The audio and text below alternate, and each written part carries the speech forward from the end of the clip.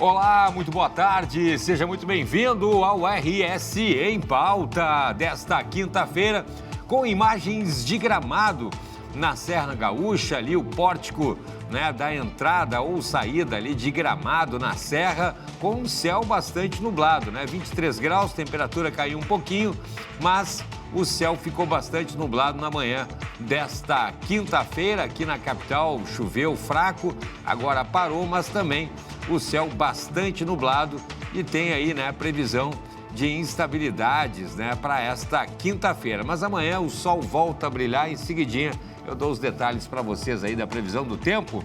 Sejam muito bem-vindos, você que nos acompanha por esse Brasilzão afora pelo 575, pela Parabólica Digital Brasileira, com sinal aberto via satélite para todo o país, pelo 520 também da Claro, aqui para a região metropolitana e para o interior do estado. A gente tem também o 575 aí, né, da Parabólica, tem também o 520 para o interior do estado, para mais de 11 milhões de gaúchos pela Claro TV. Temos aí também o nosso canal no YouTube, se inscreve lá, ativa a notificação, dá aquele legal pra gente. Temos aí também o nosso perfil lá no Instagram, com os bastidores dos programas aqui da Masper. Você pode conferir conteúdos exclusivos no maspertv.com.br e se você quiser mandar aí aquela sugestão de pauta, 99517-1412.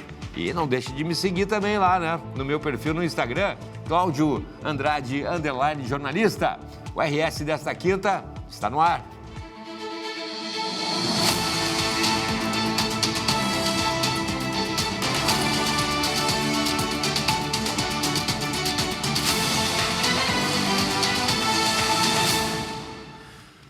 Muito bem, acompanha aí o horário comigo agora, acerta o seu relógio, 12h, 4 minutos, horário de Brasília. E a gente começa o programa falando aí sobre quem está querendo fazer cidadania italiana ou para quem já fez e o processo está em andamento, né? Porque tem um alerta aí, viu? A Itália mantém as regras que limitam, né, a cidadania. A gente já falou sobre isso aqui no programa. A Justiça Europeia está analisando recursos e a gente vai saber agora o que muda, né, para os brasileiros. Vamos falar com a Ariela Recchi, que é CEO da TMG Cidadania Italiana. Ariela, muito boa tarde, seja muito bem-vinda. Boa tarde, Cláudio. Boa tarde, ouvintes da Rádio Masper. É uma honra estar aqui com vocês. Muito bem. Vou te perguntar o seguinte, o que exatamente, né, a Justiça Italiana decidiu agora que pode dificultar aí o sonho da cidadania para milhares de brasileiros, principalmente os gaúchos aqui, né? Isso. Então, Cláudio, nesse momento a gente teve somente um parecer da Corte Constitucional Italiana, não tivemos ainda a sentença. Então, não conseguimos afirmar, né, e nem é de bom grado fazer uma afirmação, né, dessa magnitude sem a gente ter a sentença em mãos. Então, nesse momento, o que acontece, né? Teve a primeira audiência de um processo protocolado pós-decreto, né, pós a lei de maio do ano passado, que foi o processo, então, do Tribunal de Torino, aonde a Corte Constitucional, então, neste momento, nesse primeiro parecer, não levou em considerações, então, o pedido específico, né, desse tribunal e desse processo. Perfeito. E para quem já tem o processo em andamento aqui no Brasil ou na Itália, né, essa nova decisão de manter as restrições pode anular o que já foi feito ou não? Não, e cada caso é um caso, Cláudio. A gente tem que realmente verificar se o processo foi protocolado antes, se foi protocolado depois, então temos que analisar cada caso. Perfeito. E é verdade também uma outra dúvida que tem surgido muito aqui do pessoal que está fazendo o processo, né, ou que quer fazer esse processo de cidadania italiana, Ariela, é a questão aí do reconhecimento ilimitado de geração para geração, né? Bisavô, tataravô, como é que está essa situação? Isso, neste momento a gente consegue fazer o reconhecimento, né, para filhos e netos de italianos e ainda com algumas restrições.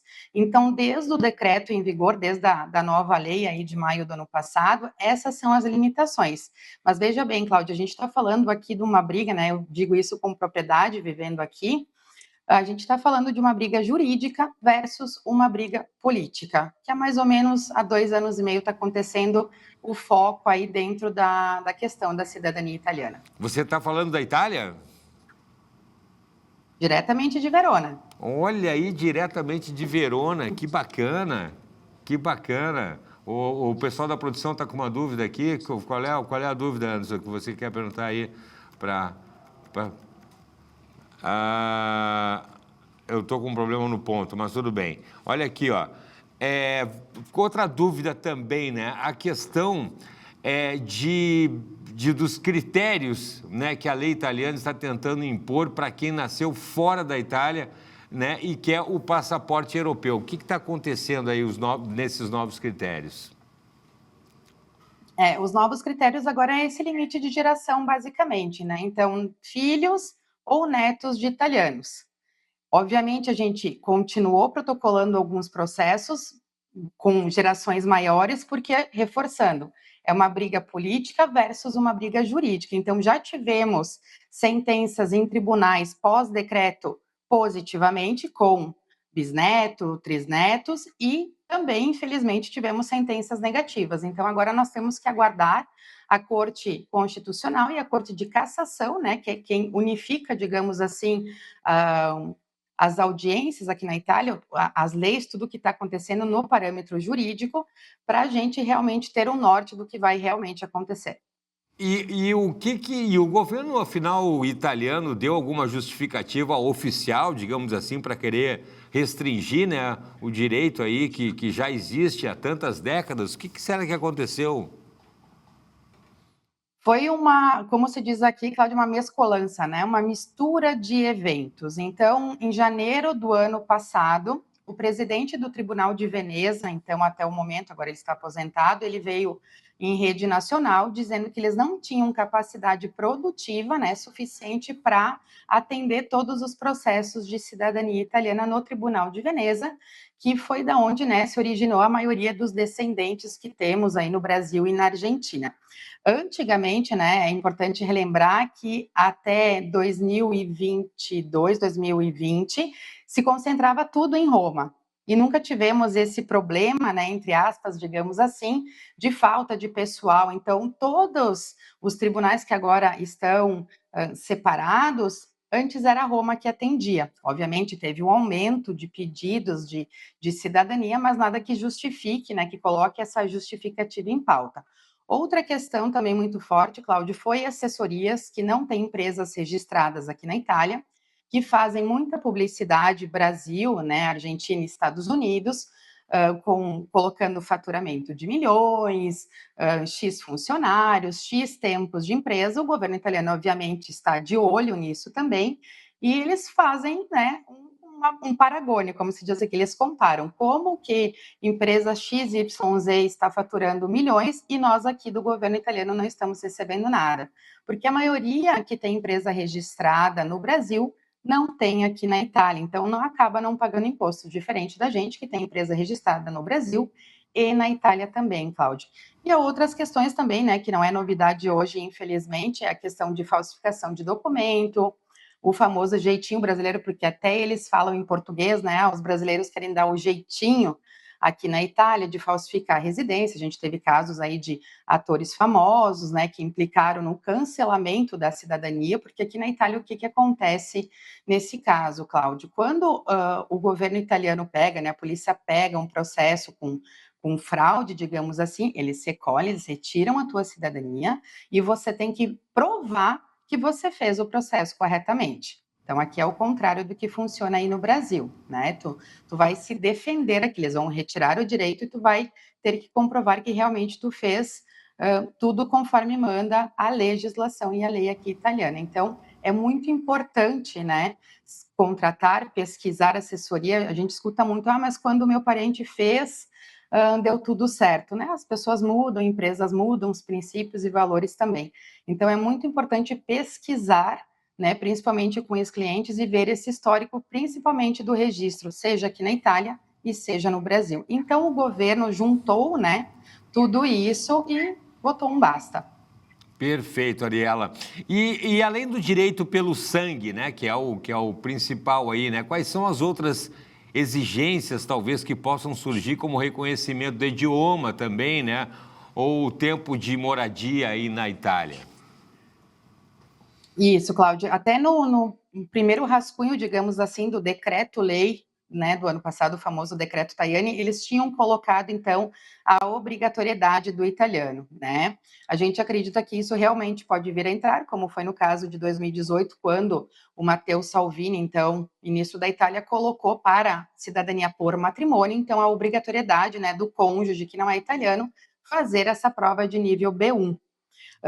E a gente ficou surpreso quando foi retirado isso do decreto, né? Porque realmente é a única coisa do decreto plausível, né? Falando politicamente agora. Bom, tu quer ser italiano, tu vai falar italiano, tu vai fazer uma prova de italiano, de cultura.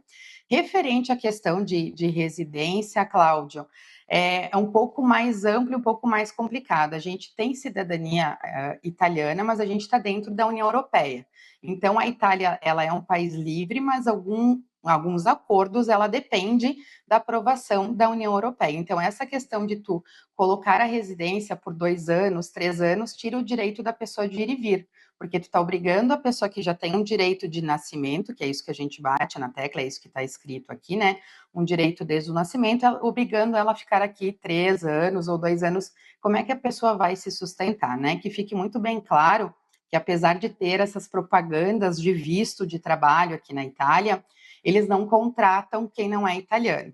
Já é muito difícil, tu tendo a cidadania, tu ser contratada aqui por uma empresa italiana, independentemente do teu currículo, né? Então, o governo está fazendo propaganda, dizendo que não tem médicos, a gente tem diversos clientes médicos que estavam aqui, tentaram trabalhar aqui e não conseguiram devido à burocracia. Para você validar um diploma de médico aqui, demora em torno de 1 ano a 1 ano e meio. De engenharia, em torno de 4 meses a 6 meses. Então, a burocracia é muito ampla aqui. Então, essa questão de residência, a gente acredita que permaneça o administrativo, né, que é aquele que a pessoa tem que vir aqui e ficar um tempo, comprovar residência, né, fazer tudo conforme demanda a lei, que eles têm um máximo aí até de 6 meses para concluir esse processo, e esperamos que realmente permaneça nesse prazo aí dos 6 meses. Perfeito. E, Ariela, para quem está começando aí a busca, né, por documentos agora, ainda vale a pena investir tempo e dinheiro, né, nesse processo diante dessa incerteza toda? Cláudia, é uma pergunta muito particular de cada cliente, né? A gente recebe essa pergunta diariamente, né? A responsabilidade passa para nós. A gente diz aqui na TMG, Cláudia, que o passaporte é uma consequência, né? De todo o resgate histórico, de muitos porquês que às vezes a gente não consegue responder, fazendo a árvore genealógica, sabendo onde é que tu veio, é um resgate histórico, né? É um legado que tu está buscando dos teus antepassados, é a honra, como diz os nossos clientes, né? Então, sim, vale a pena, com muita cautela, com muita pesquisa, né? A gente faz um trabalho, então, separando 2 contratos para salvaguardar, então, o direito do cliente, onde a gente faz a etapa Brasil, que é a busca dessa documentação, né? O estudo da árvore genealógica, e vamos acompanhando o que vai acontecer no cenário nos próximos meses para dar sequência ou não. Perfeito. A gente tem também a situação via judicial e filas dos consulados também, né? Essas 2 alternativas, né? Consulado nós não temos mais, Cláudio. Consulado o governo já protocolou, né, dizendo que eles vão fazer um departamento em Roma até 2029, aonde eles vão juntar, então, todos os pedidos a nível mundial. Espero eu que esse governo não continue, né, ou que mude de ideia, porque pensamos que em Porto Alegre, até o presente momento, a fila era de 6 a 8 anos. São Paulo passava de 10 anos. Miami, em torno de 8 anos também. Argentina, a mesma coisa. Então, a gente tendo vários consulados, eles não conseguiam atender. Imagina um órgão único para atender a nível mundial, né? Então, acredito que isso não vai acontecer, ou a gente espera que não. E o judicial, hoje, ele continua, obviamente, agora aguardando as próximas audiências, né? Mas é a única via desde o decreto protocolado, né? E virado lei aí, então. Perfeito. Vamos aguardar, então, né? Para saber o que vai acontecer, Ariela. Mas muito obrigado, parabéns pelo trabalho aí, né? A Ariela, que é CEO da TMG Cidadania Italiana, conversando, atualizando aí a angústia da italianada, principalmente descendente aqui no Rio Grande do Sul, que a gente sabe que tem aí uma galera grande aqui, né? Então, obrigado por nos atualizar e a gente vai seguir conversando contigo para saber aí os desdobramentos, então, dessa situação para quem quer ter a sua cidadania italiana. Tá bom, Ariela? Tá bom, Cláudio, muito obrigada. Só deixando 2 datas bem importantes. A próxima audiência importante, então, para a gente acompanhar, vou ficar à disposição de vocês, aqui diretamente da Itália, 14 de abril, na Corte de Cassação teremos, então, um processo, esperamos que com esse seja tudo positivamente, e também em junho, dia 9 de junho, voltamos para a Corte Constitucional com um processo agora do Tribunal de Mantova. A TMG agradece, né, o espaço, agradece você, Cláudio, né, a sua produção, e nos encontramos, então, nos próximos programas. É verdade, nas próximas também aí, né, nas decisões, a gente vai chamar a Ariela de novo para analisar aí o que vai acontecer. Esperamos que sejam notícias positivas. Obrigado, Ariela, um abração, tá? E até a próxima. Eu que agradeço. Um abraço a todos. Tchau, tchau. Um ótimo dia. Tchau, tchau. Tá aí, então, né? Que situação. Vamos seguir aguardando aqui, então, as decisões judiciais italianas. Agora, 12h18. Vamos conferir aí as manchetes dos jornais aqui da capital, começando com o Jornal do Comércio, 92 anos do JC.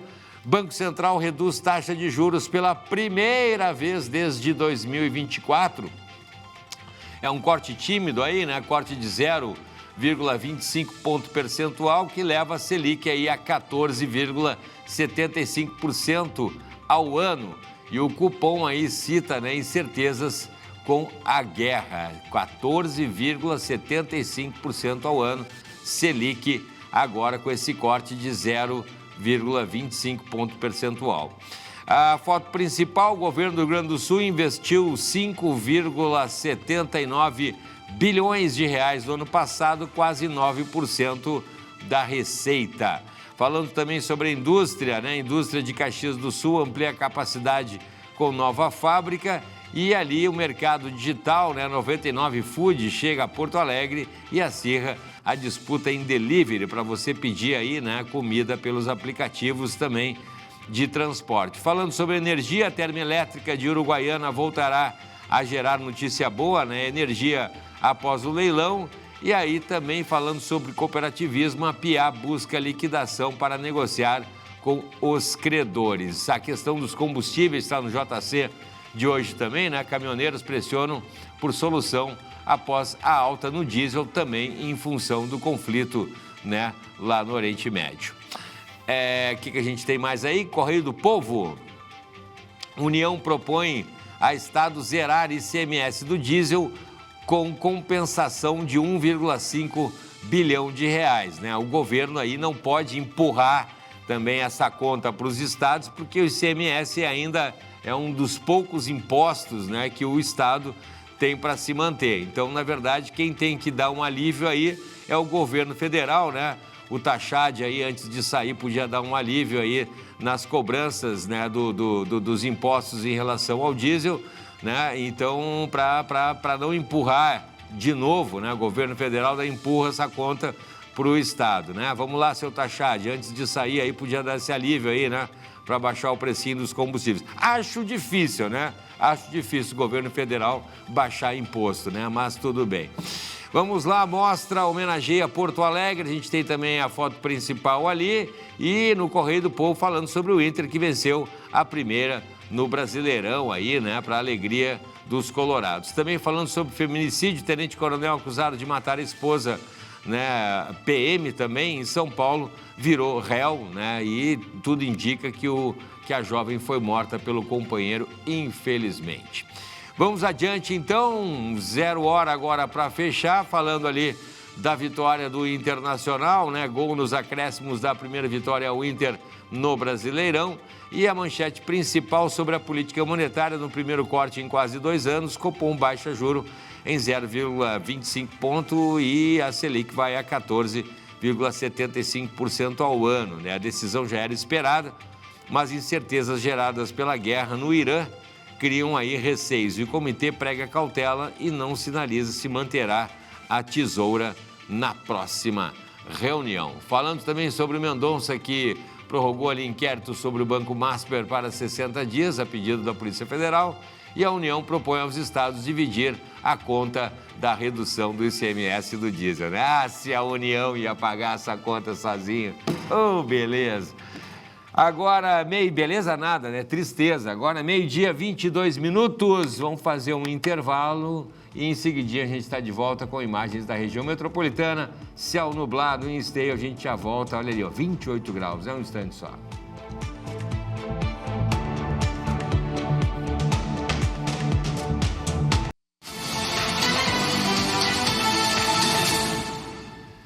Estamos de volta com o RS em Pauta desta quinta-feira. Estava olhando aqui, né? Pedi para a galera da produção dar uma olhada ali. Hoje termina o verão, né? O verão 2026. Quero saber qual é o horário aí. Está aqui, ó, 18h51.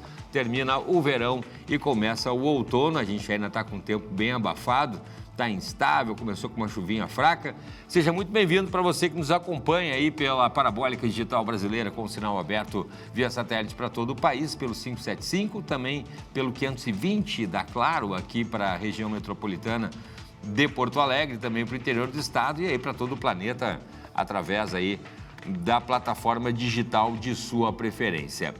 Bom, o assunto a seguir, na minha opinião, eu acho importantíssimo. Aliás, tenho certeza, né? E a gente vai trazer um serviço muito bacana aqui para você que está nos acompanhando. Estou recebendo a Juliana Martins Costa Hansik.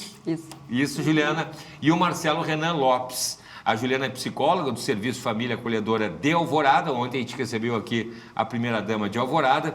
E o Marcelo Lopes é assistente social também do Serviço Família Acolhedora de Alvorada. O que acontece? Alvorada, que fica aqui na região metropolitana de Porto Alegre, colado aqui em Porto Alegre, a gente tem muito carinho por Alvorada, está selecionando famílias acolhedoras. E a gente vai saber agora como é que funciona isso, né? Vou perguntar para a Juliana a questão primeiro do trabalho, né, de assistência social que é feito, que é um trabalho muito bacana e às vezes as pessoas não conhecem.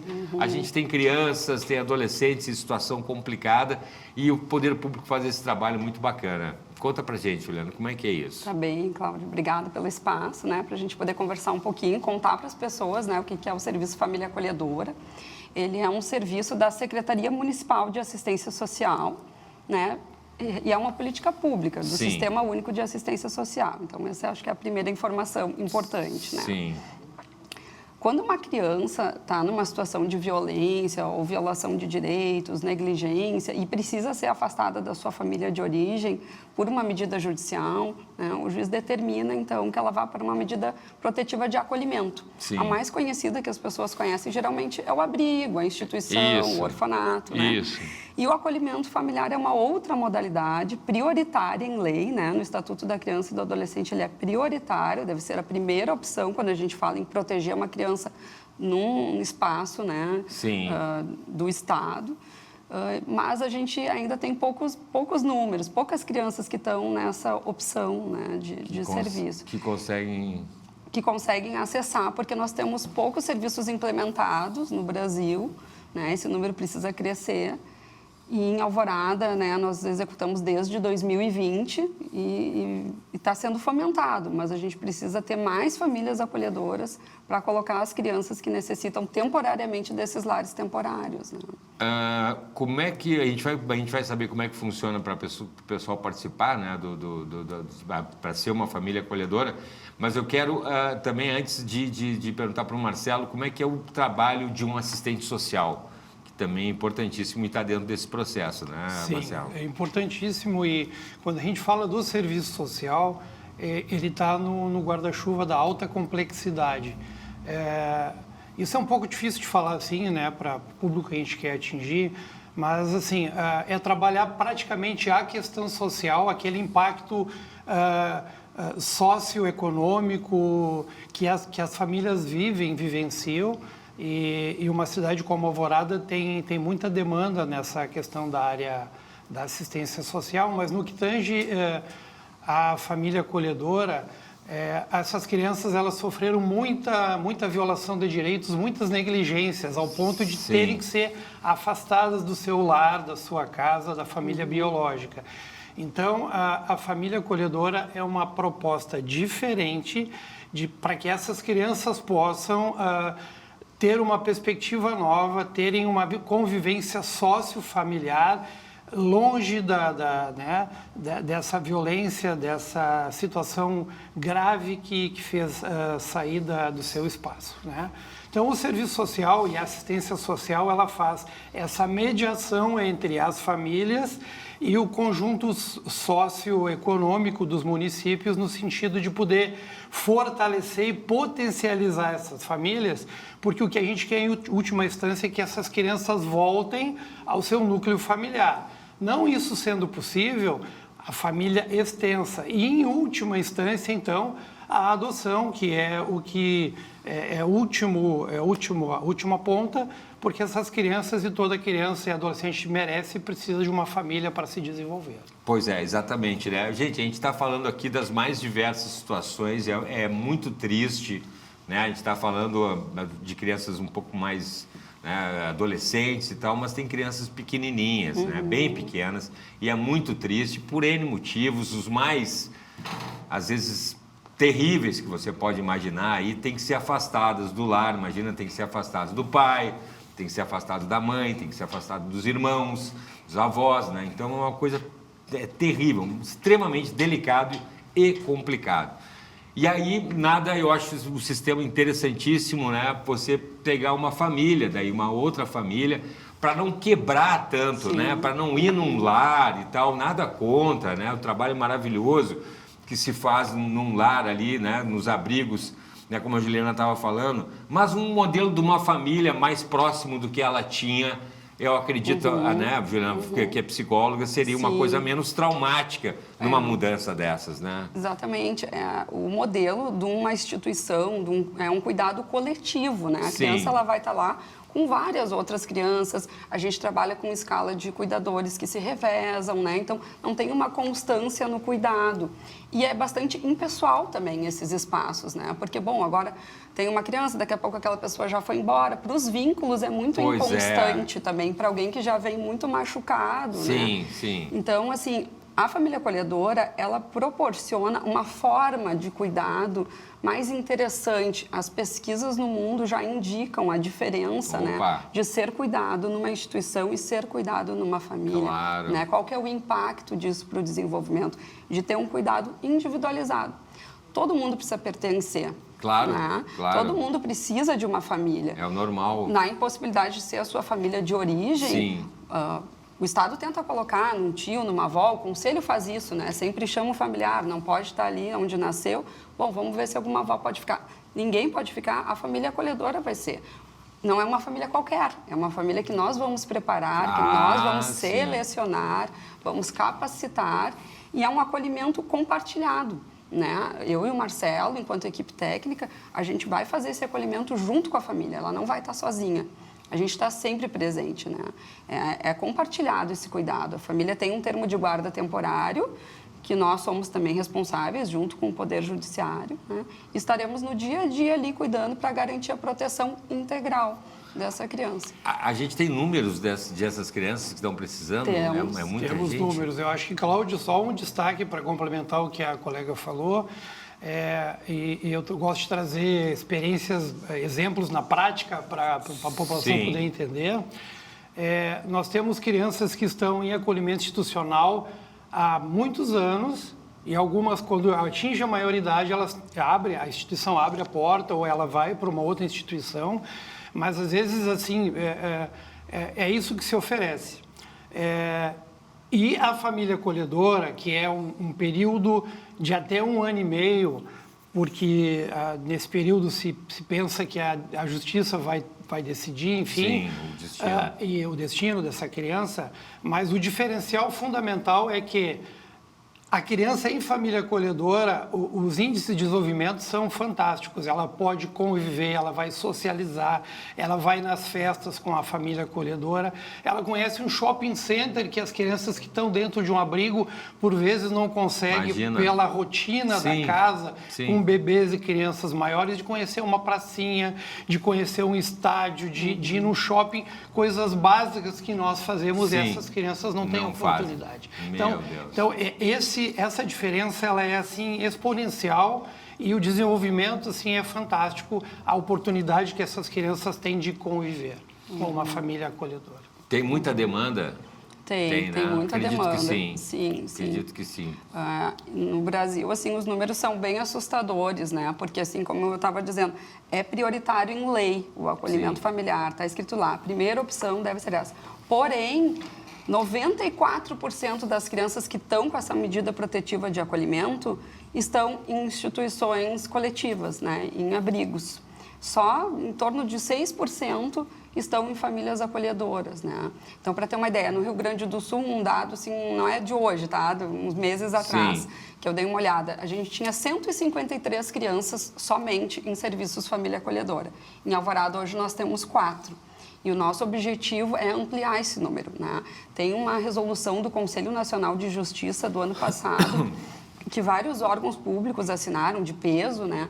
Que é uma sugestão, uma recomendação para que até 2027, tá? No Brasil, a gente consiga colocar 25% de todas as crianças que estão acolhidas em serviços família acolhedora.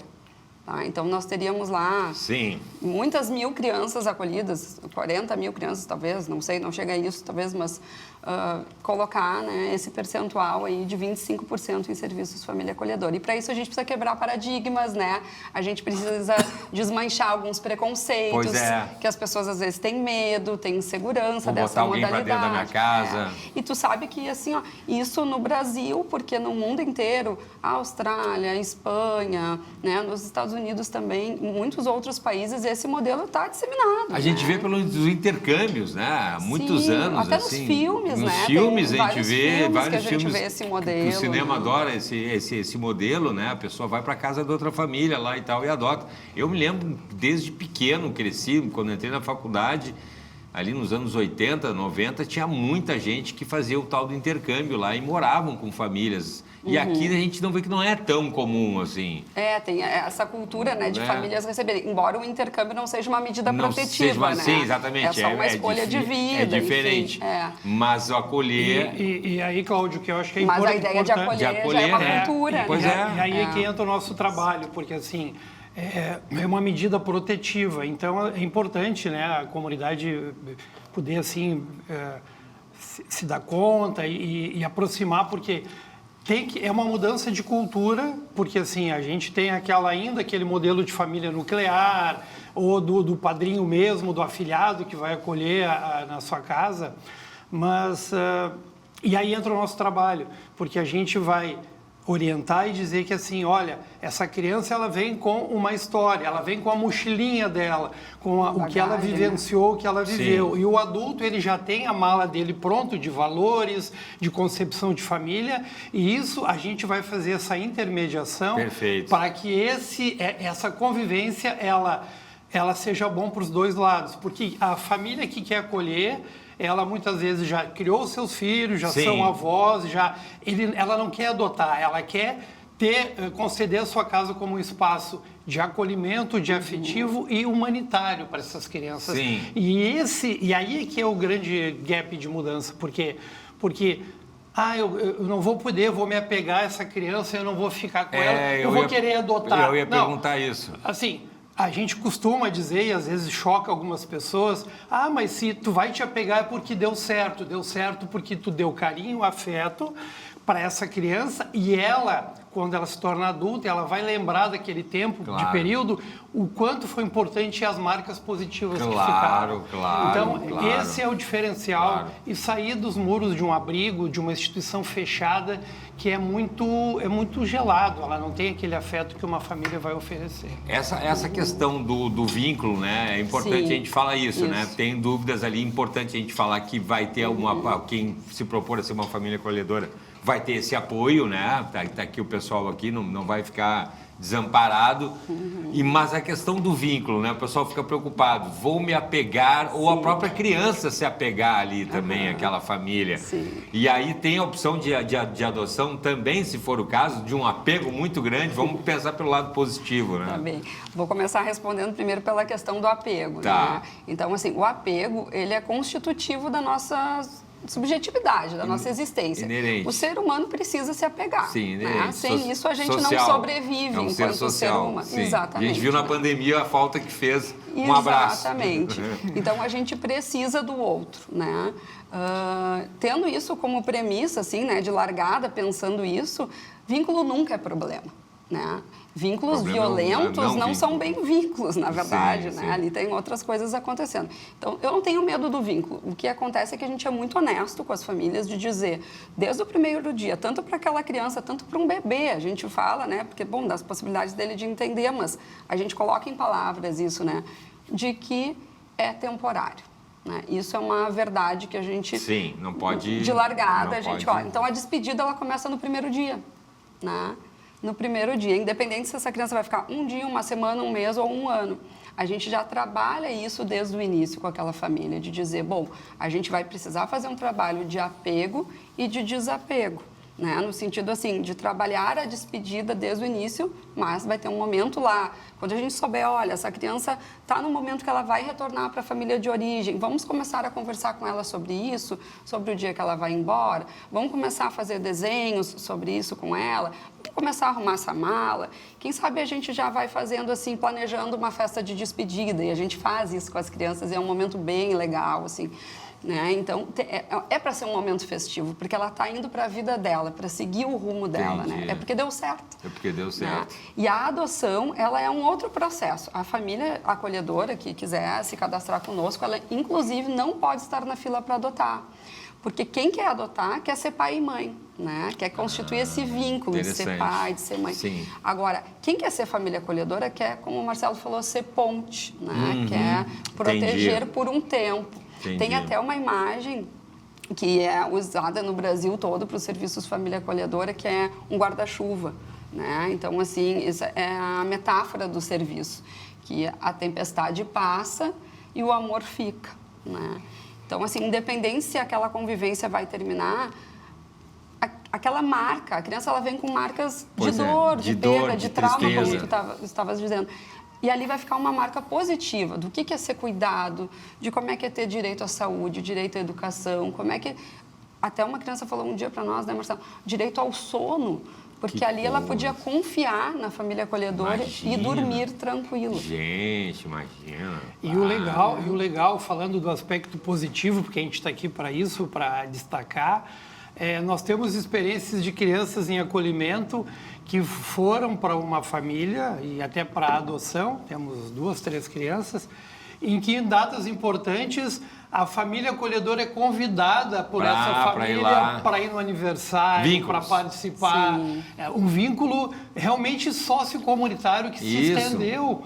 Então, assim, por isso que a gente tem que destacar o quanto é importante para a formação desses sujeitos, dessas crianças, desses adolescentes, que daqui a um pouco eles vão estar aí formando as suas famílias também. Também, aí fica um processo, né?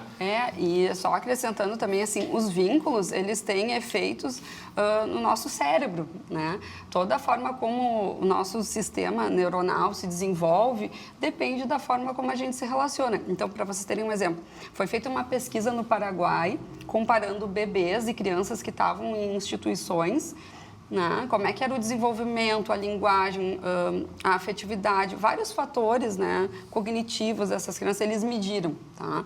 Depois, essas crianças foram transferidas para acolhimento familiar e 4 meses depois, as mesmas funções foram reavaliadas. e elas tiveram um ganho de desenvolvimento de cerca de 40% nessas funções. Né? Olha Então, assim, só. uma criança que não andava, né, lá no abrigo, 4 meses depois, numa família acolhedora, já estava andando. Por quê? Porque é isso, né? Tu tem mais colo, tu tem alguém cantando contigo, te estimulando. Tem mais troca. Coisas pequenas da vida, Sim, né? que a gente não se dá conta que ainda bem, né? Boa parte tem isso e não se dá conta, às vezes, como é importante. Porque o modelo institucional não permite muitas coisas, por melhor que sejam os profissionais, sim, é o deixar modelo. isso claro, a questão do E o modelo. recorte importante da faixa etária que a Juliana trouxe como isso científico é do 0 aos 6 anos. Exatamente. Quando se forma ali a sinapse, quando os neurônios eles estão organizando esse monte de informações, Sim. sejam elas visuais, sonoras e tudo mais. Por isso que fala muito da primeira infância, que é até o programa lá da primeira infância melhor, que é nesse espaço de tempo aí. Esse é o período, mais ou menos... Essa, vamos dizer assim, é a faixa etária prioritária. Né, para o acolhimento familiar. Mas a gente acolhe de 0 a 18 anos e a família acolhedora, ela coloca um certo perfil. Né? Ela vai dizer, olha, pelas características da minha família, da minha casa, né, do meu momento de vida, eu gostaria de acolher uma criança de 0 a 5 ou não, outros preferem só adolescentes. A gente faz uma ficha, anota, e no momento em que a gente vai, né, chamar a família para fazer a colocação da criança na casa dela, fazer a fase de adaptação, que começa primeiro com visitas, enfim, a gente já respeita esse perfil que foi avaliado, né? Então não tem isso assim, sou família acolhedora, agora vão me trazer um bebê aqui e eu nem imagino como é que é cuidar bebê, agora eu quero só criança grande. Sim. Não, então a gente faz tudo isso em entrevistas, né? Avalia o perfil da família, que é todo esse primeiro trabalho, que ela tem que também apresentar os requisitos para participar, né? Já aconteceu de termos casais interessados em que a história, infelizmente, e os documentos comprobatórios nos levaram a decidir a não habilitação desse casal. Sim, tem isso. E tem situações, né, às vezes até de ordem legal. Sim. Então, assim, a gente tem muita responsabilidade, tem que ter assim, um filtro muito grande, né, em relação a isso, porque, afinal de contas, estando numa família acolhedora, está sob medida de proteção judicial e nós somos os técnicos que vamos fazer essa intermediação, ou seja, é a nossa responsabilidade suprema ali junto com o judiciário. Nós que estaremos no cotidiano lá, não o judiciário. E nós verdade, temos na ponta. Temos que fazer essa relação muito fina, essa sintonia com a família acolhedora. E, Cláudio, eu acho que é importante fazer um destaque aqui, que o município, né, essa família habilitada, preparada, treinada, acompanhada, ela tem um auxílio aí financeiro de um salário mínimo enquanto a criança estiver em acolhimento na família. Justo. Um salário mínimo, e a gente está trabalhando lá no sentido de propor para o executivo e para a gestão no sentido de trazer outros benefícios, como isenção de IPTU e algumas coisas nesse sentido. Renda, talvez para incentivar, né? E na possibilidade que é bastante comum, 2 irmãos ou grupo de irmãos, esse bolsa auxílio ele multiplica. Né? Se são 2 irmãos, 3 irmãos, tem isso também. Tem essa possibilidade. Para não separar também. Né? Isso, a gente faz o acolhimento sempre de grupos, né? Boa. Então a família, nesse perfil que ela determina, ela também vai dizer se ela tem condições de acolher somente uma criança ou se ela pode acolher grupos de irmãos. E essa bolsa auxílio ela é proporcional ao número, né, de crianças acolhidas, para que a família possa ali dar o suporte com educação, né, lazer, alimentação, possa prover. É um acolhimento compartilhado. Às vezes, quando a gente conta isso, as pessoas não têm essa dimensão, assim, porque de todas as políticas públicas da assistência social, essa é a única que é executada pelo cidadão. Interessante, Nós é verdade. somos os trabalhadores, mas a gente não pode acolher a criança, né? Então, assim, todos os outros serviços da assistência social, a gente dá conta, vamos dizer assim. São feitos pelo público. Pela população. E isso está na Constituição Federal, né? Que é dever do Estado, da família e da sociedade também a proteção de uma criança. Olha aí, ó. Então, aí que entra a população, né? E tem um outro ponto muito importante, que é pela ótica da gestão dos municípios, porque como é uma política pública, todos os municípios deveriam ou têm que implementar, porque há um indicativo do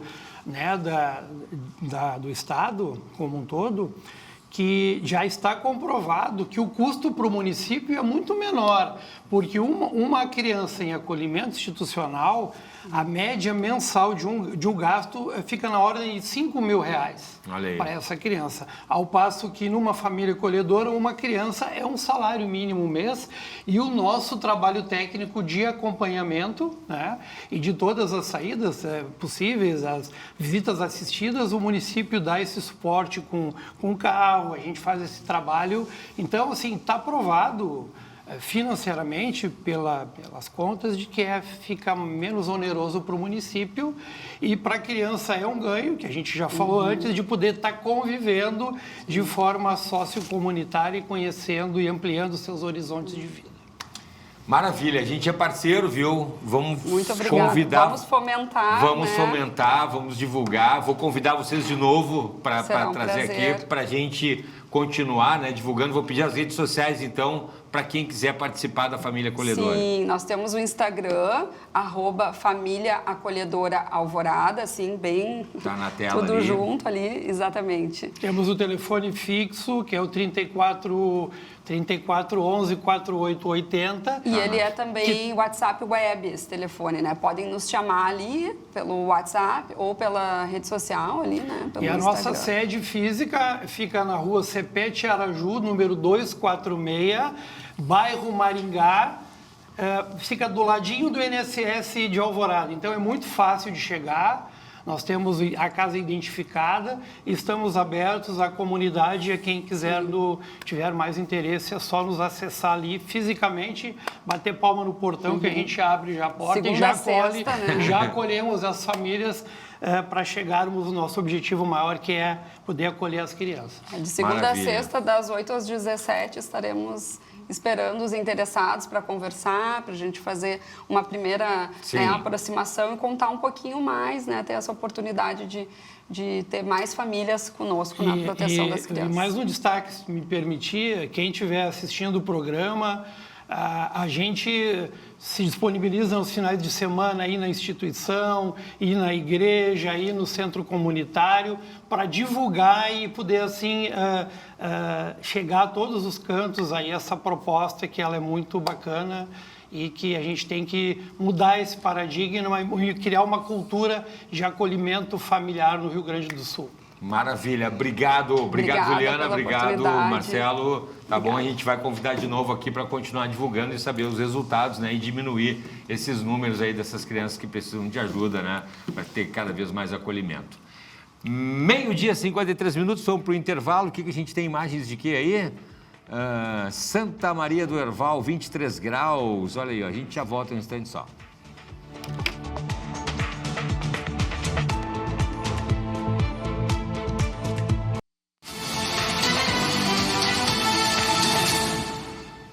Estamos de volta com a RS em pauta desta quinta-feira, agora 12h58. Obrigado pela sua audiência, pelo seu carinho, você que nos acompanha pelo 575 aí, pela Parabólica Digital Brasileira, com sinal aberto para todo o país, via satélite, e também para o 520 aqui para a capital e também para a região metropolitana, né, para o interior do estado, aí para mais de 11 milhões de gaúchos, e na plataforma digital de sua preferência.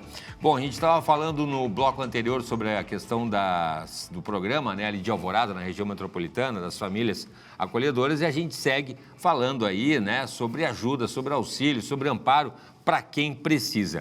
Eu estou falando justamente sobre aí o direito, né, a garantia de direitos das pessoas com deficiência intelectual, múltipla e também autismo. E eu estou falando aí de uma entidade que presta uma ajuda maravilhosa, né, que é a APAI, né? Eu estou recebendo aqui o Marco Antônio Moresco, que é presidente da Federação das APAIs do Rio Grande do Sul, que teve aí uma renovação né, nas lideranças aqui no Estado. Presidente, seja muito bem-vindo. Obrigado pela participação. Uma boa tarde. Boa tarde, Cláudio. Boa tarde a todos os telespectadores e boa tarde a toda a família apaiana das nossas 206 APAES do nosso estado. 206 APAES aqui no estado. 206 APAES.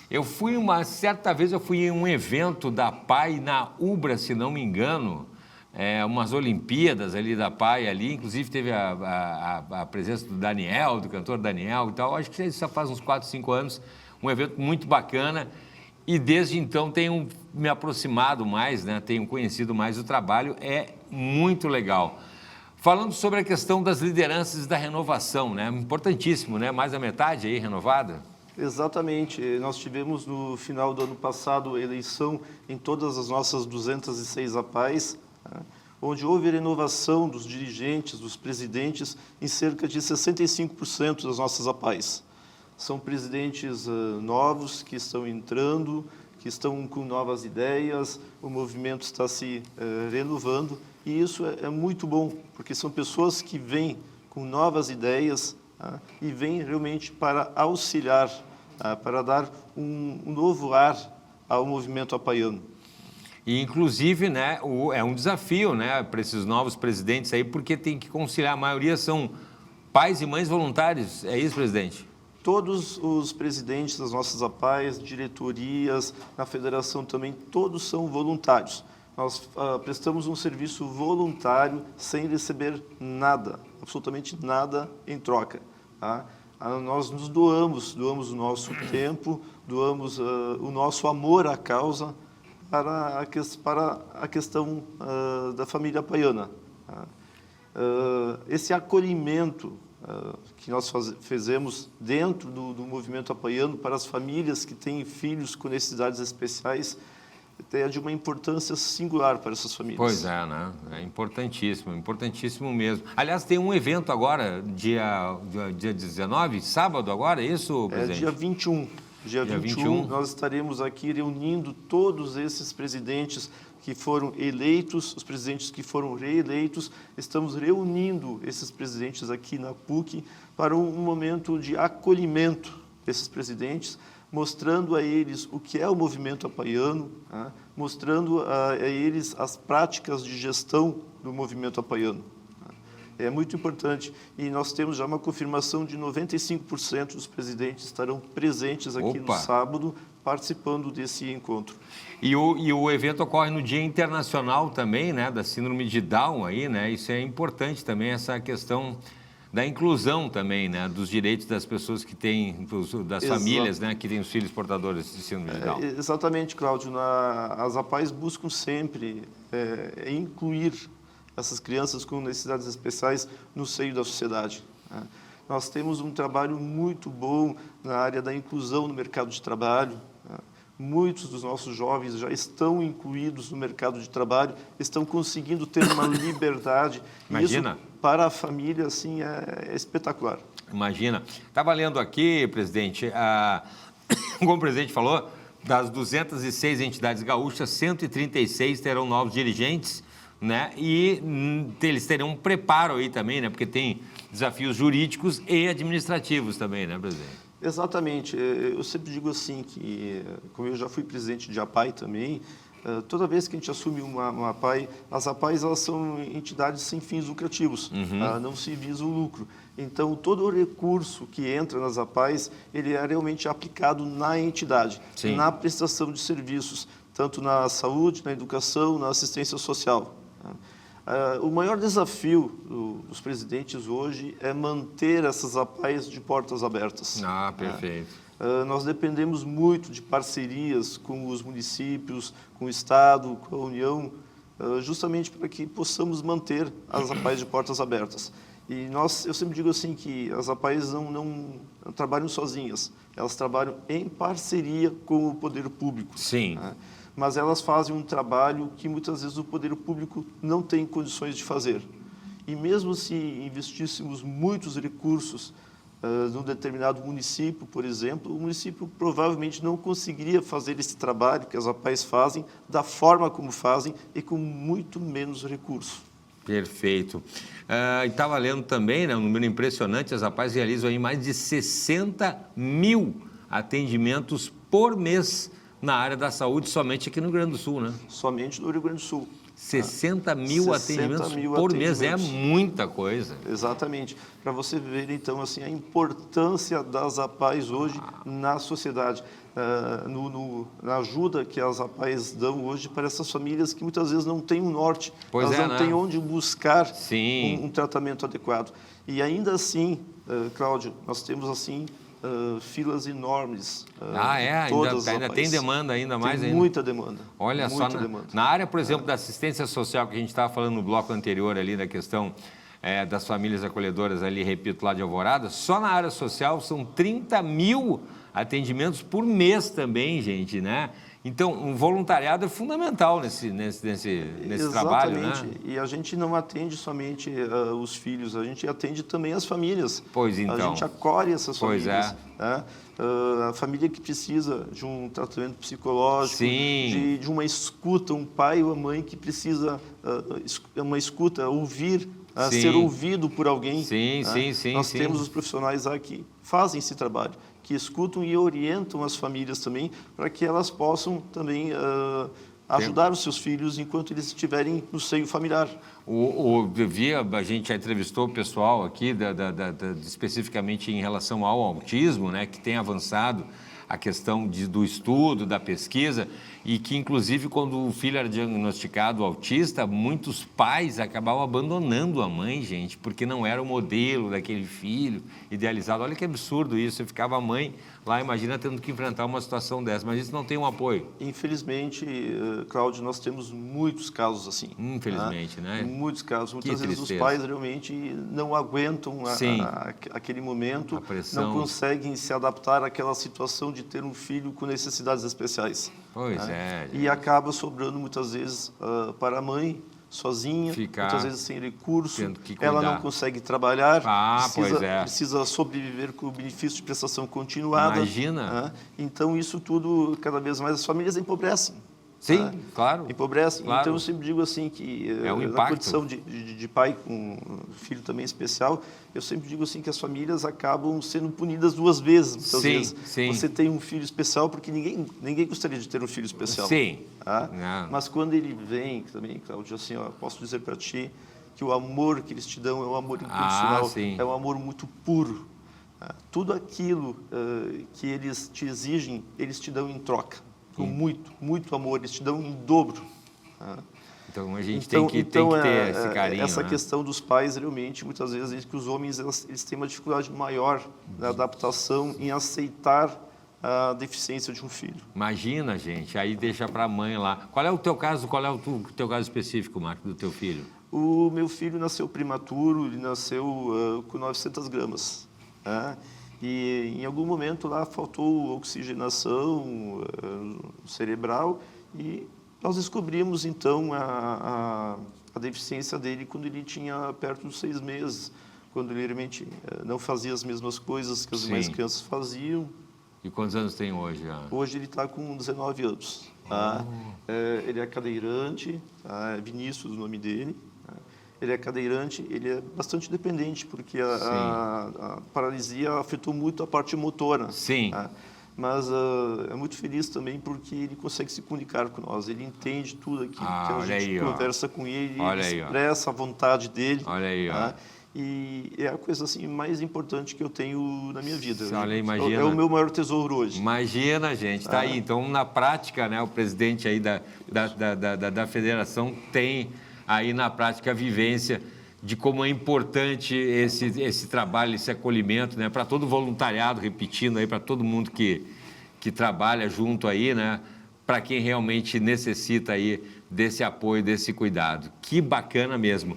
Vamos repetir, o encontro acontece aonde nesse sábado? O encontro de presidentes, ele ocorre no prédio 50 da PUC, aqui em Porto Alegre, no sábado, no dia 21 de março, a partir das 8 horas da manhã até as 17 horas da tarde. Nós temos aí os presidentes de todas as APAES aí do estado, 95% já confirmaram presença, estarão presentes. Vai ser um momento de acolhimento desses novos gestores para que eles venham e realmente entendam e também descubram a força do movimento apaiano. Que bacana, hein? Parabéns pelo trabalho, viu? A gente é parceiro. Vamos seguir acompanhando aí, né, para que mais pessoas se engajem nesse movimento aí e para que a gente tenha uma sociedade, né, com mais acolhimento, com mais amor e com mais carinho. É o que todos nós desejamos. Maravilha. Parabéns, viu, Marco? Parabéns mesmo. Obrigado. Valeu mesmo. Você já sabe, então, né? Por favor. Aí tem lá o site da APAE, lá, se você quiser qualquer informação, como ajudar, como participar, é só digitar APAE ali que vai aparecer nas redes sociais. Vamos para o intervalo, mas em seguida a gente está de volta aí, agora 1h09, é um instante só, a gente já volta.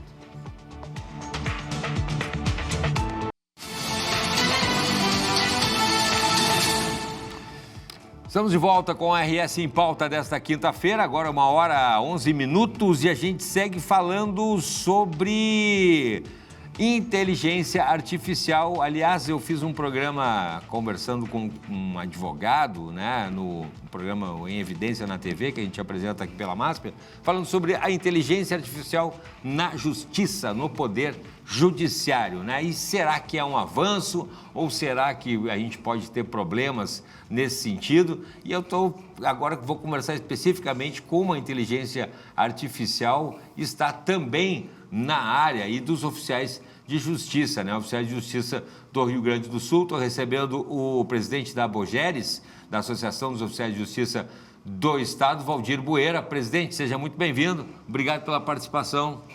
Obrigado, Cláudio. Uma boa tarde a ti e a todos os telespectadores da Masper TV. Em nome da ABOGERES, agradecemos muitíssimo o espaço aqui nos concedido. A gente também, inclusive, para falar de um assunto importante, né? Vai ter um debate sobre isso, né? A questão dos algoritmos, que está em toda a área, né? Mas no Poder Judiciário e aí, consequentemente, né, na questão do trabalho dos oficiais de justiça também não é diferente. A inteligência artificial. Onde é que entra a inteligência artificial no trabalho aí dos oficiais de justiça, por exemplo, presidente? Perfeito, Cláudio. Nós estamos fazendo, então, esse segundo encontro estadual em São Leopoldo, dias 20 e 21 de março, trazendo nomes renomados aí do país para falar sobre esse tema. Especificamente sobre esse tema da inteligência artificial, está vindo o professor Sérgio Amadeu, da Universidade Federal do ABC Paulista, e também outros integrantes das universidades, o professor Walter Lipoldi, aqui da Universidade Federal do Rio Grande do Sul, para falar sobre esse tema. Cláudio e telespectadores, o Tribunal de Justiça, assim como vários outros tribunais estaduais de grande porte como o nosso no país, estão colocando os seus dados na nuvem das empresas de tecnologia chamadas Big Techs. Isso, sim. No caso do Rio Grande do Sul, já está na nuvem da Amazon os dados de todos os processos do Tribunal de Justiça do Rio Grande do Sul. E o que isso implica na vida das pessoas e na vida nossa, dos oficiais de justiça? Esses dados, eles são tratados por essas empresas, essas grandes empresas, para te ter uma ideia, Cláudio, as 10 maiores empresas que tratam desse tema, as 5 maiores são norte-americanas. 2 delas detêm 62% dos dados do planeta. Do planeta, do mundo dados inteiro. Nossos. Sim, né? Qualquer tipo. Tu entra no WhatsApp, no Facebook, Sim, tu conversa tudo. comigo, conversa com teus telespectadores. Conversa. Esses dados estão todos sendo captados. E no Tribunal de Justiça, no caso nosso, não é diferente. Esses dados dos processos estão sendo tratados pela empresa, então essa no caso a Amazon. Qual é a dúvida e por que o nosso debate, por que a curiosidade? Será que esses dados das pessoas, dos nossos cidadãos gaúchos, eles estão sendo usados só para essa finalidade? Pois é.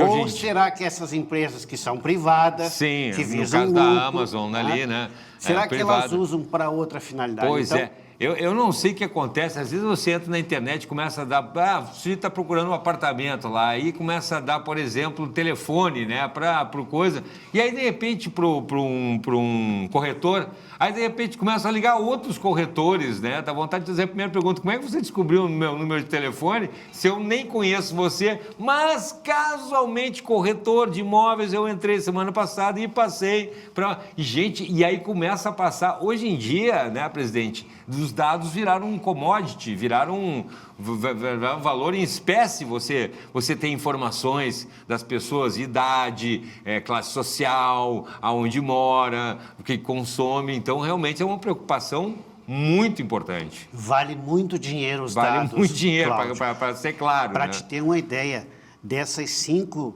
Big Techs americanas, norte-americanas, 2 delas têm um patrimônio de 4 trilhões de dólares. Uau! Dificilmente, Cláudio, nós encontraremos no planeta uma Nossa, empresa sim. que produza qualquer tipo de bem que tenha um patrimônio desse tamanho. Uma indústria. Então, para te ver como os dados valem muito dinheiro. E o mais interessante, mais inteligente da parte deles, Cláudio, é que nós fornecemos gratuitamente esses dados para eles trabalharem. Tu falaste aí da questão do corretor. Essas empresas sabem qual é a doença que eu tenho, qual é a doença que tu tem.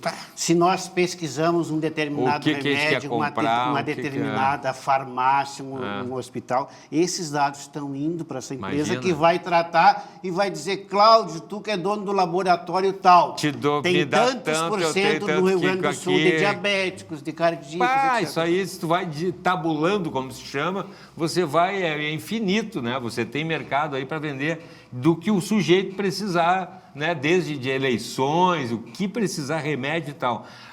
O pessoal da produção está falando que, infelizmente, nosso tempo já está quase se esgotando. Vou perguntar o do evento específico para participar, como é que faz? É só para oficial de justiça ou não? Sim, esse evento é dirigido à categoria dos oficiais de justiça, já tem mais de 200 inscritos nesses 2 dias para participar desse debate. E, então, estamos na organização dos finalmente aí para amanhã, às 10 horas, a abertura. Na abertura, teremos representação do Tribunal de Justiça, da OAB estadual, da nossa Federação Nacional, da AJURES, Associação dos Juízes, porque nós temos que debater com o segmento. Todo segmento que participa desse trabalho dos oficiais de justiça. Aliás, um belíssimo trabalho, né? Parabéns. Os oficiais de justiça que levam as informações, né, do Poder Judiciário para o cidadão, fazem essa intermediação, é fundamental, né, para que o sistema todo funcione, e uma responsabilidade gigantesca, muitas vezes colocando até a vida em risco. Sem né? dúvida, sem dúvida. Então, isso aí, olha... Principalmente, eu acho que tu deve ter acompanhado, com certeza, ultimamente. Infelizmente, Cláudio, nós entramos... neste momento, com 23 feminicídios no Rio Grande do Sul. Exatamente. É um tema alarmante, o Tribunal de Justiça está preocupado com isso. Os oficiais de justiça estão mais preocupados ainda, porque somos nós que vamos lá retirar o agressor de casa. Muitas vezes prendê-lo, socorrer a vítima. Então, nesse debate do nosso segundo encontro, esse tema estará sendo debatido. Nós queremos debater com a categoria e construir propostas alternativas para oferecermos para o Tribunal de Justiça do ponto de vista da visão dos oficiais de justiça, como tu falou, quem está lá na ponta, no meio trabalho da situação, no contexto do problema. Maravilha, excelente. Parabéns pelo trabalho, presidente. Vamos seguir acompanhando, depois se quiser voltar aqui para a gente conversar sobre os resultados desse encontro aí na prática, né? O que vai ajudar a categoria e, consequentemente, a sociedade como um todo. Agradeço a ti, Cláudio, agradeço a Masper TV, ficamos à disposição a hora que quiser nos chamar, estaremos... Vamos chamar. Tá ok? Tá bom. Obrigado, presidente. Obrigado. Vamos encerrar então, mas agradecendo sempre a sua companhia, o seu carinho e com um convite para voltar amanhã, um encontro marcado, meio-dia, aqui na Masper TV, no RS em Pauta. Até lá.